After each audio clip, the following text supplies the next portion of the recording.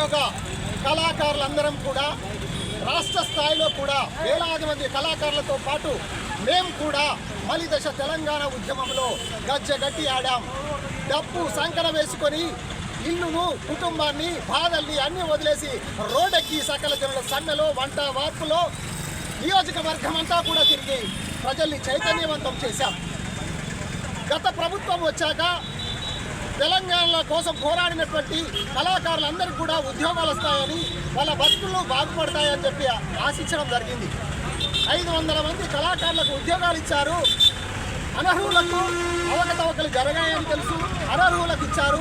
వేలాది మంది కష్టపడే వాళ్లకు అసలైనటువంటి ఉద్యమ కళాకారులను ఆనాటి గవర్నమెంట్, ఆనాటి తెలంగాణ ప్రభుత్వము వీళ్ళకు మొండి చేయి చూపించింది.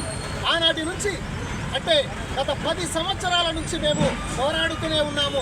మా బాధను, మా గాథను, మా వెతల్ని మేము మా కన్నీళ్లను తెలియజేస్తూనే ఉన్నాము.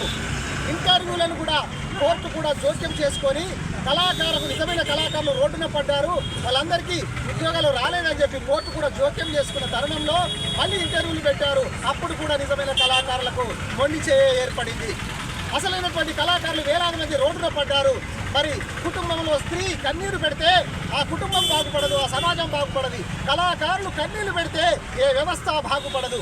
మేము హుస్నాబాద్ నిరుద్యోగ కళాకారులుగా వందలాది మందిని తెలంగాణ మలిదశ ఉద్యమం నుంచి నేటి వరకు కూడా ఆటపాటలతో మేము ప్రజల్ని చైతన్యపరుస్తున్నాం. కాబట్టి మా అందరినీ కూడా ఇప్పుడు ఈనాడు సాంస్కృతిక సారథి చైర్మన్ కొత్తగా నియమించడం జరిగింది.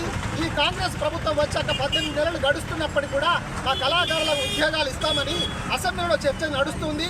అయినా ఇస్తారని మేము ఆశిస్తూ మేము కోటి ఆశలతో ఎదురు చూస్తున్నాము. కాబట్టి ఈ ప్రభుత్వాన్ని మేము తెలియజేసేది ఒకటే, గత ప్రభుత్వంలో మాకు మొండి చేయి ఏర్పడ్డది. గత ప్రభుత్వంలో మమ్మల్ని నిరాశపరిచారు, మమ్మల్ని పట్టించుకున్న నాతులు లేడు. ఈ ప్రభుత్వ హయాంలోనైనా పాజిటివ్గా ఆలోచన ఉంది, పరిపాలన సజావుగా సాగుతోంది. కాబట్టి ఈ సీఎం రేవంత్ రెడ్డి గారి ఆధ్వర్యంలో మన ప్రియతమ నాయకులు అనుక్షణం ప్రజల కోసం పాటుపడే, ప్రజలతోటే ఉండేటటువంటి ప్రజానాయకుడు, బీసీ సంక్షేమ శాఖ మంత్రి, రవాణా శాఖ మంత్రి పొన్నం ప్రభాకర్ గారి ఆశీస్సులతో మా హుస్నాబాద్ నిరుద్యోగ కళాకారులకు ఇప్పటికైనా సాంస్కృతిక సారథిలో మా ఆటపాటల్ని, మా ఉద్యమాన్ని, మా బాధల్ని తెలుసుకొని ఈనాటికైనా ఆ సాంస్కృతిక సారథిలో ఉద్యోగాలు కల్పిస్తారని ఆశతో బ్రతుకుతున్నాము.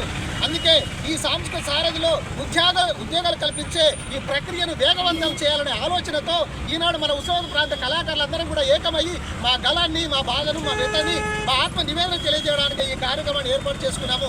మాకంటే ముందే మన హుస్నాబాద్ ప్రాంత కళాకారులు నేర్నాల కిషోర్ అన్న గారు కానీ, చక్రల రగన్న గారు కానీ, తర్వాత ఏపూరి సోమన్న గారు చాలా మంది కళాకారులు మా కోసం నిలదీస్తున్నారు. అసెంబ్లీలో కూడా ఈ మధ్యలో వారి యొక్క వాదాన్ని వినిపిస్తున్నారు, మా బాధను తెలియపరుస్తున్నారు. కాబట్టి దయచేసి ఇప్పటికైనా మమ్మల్ని గుర్తించండి.